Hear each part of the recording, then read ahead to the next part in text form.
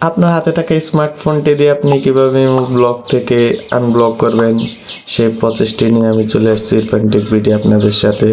তো আমরা মোবাইল স্ক্রিনে সরাসরি চলে আসি। এখানে আসার পরে ইমোতে চলে যাব।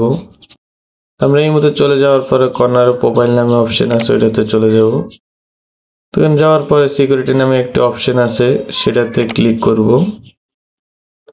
ক্লিক করা হয়ে গেলে একটু নিচে স্ক্রল করে চলে যাব।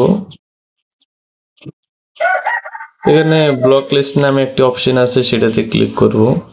ক্লিক করার পর অনেকগুলো আইডি শো করবে। তো আমি এখান থেকে একটা আইডি সিলেক্ট করে নিচ্ছি।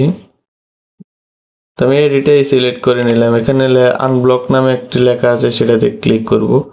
ক্লিক করলে এটা আনব্লক হয়ে যাবে। তো আমরা পুনরায় আবার এই মতো চলে যাব ব্যাক দিয়ে।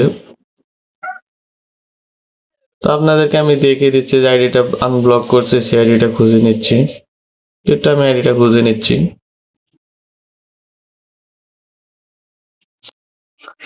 এখানে একটু নিচে একটু আমরা চলে যাব আইডিটা একটু খোঁজার জন্য। তো এই যে আইডিটা আমি পেয়ে গেলাম, তখন এটাতে টিপ দেবো। ক্লিক করার সাথে সাথে প্রোফাইলে চলে আসলো তার। তো ইমোটা যে আনব্লক হলো তার সরাসরি আপনাদেরকে দেখিয়ে দিলাম।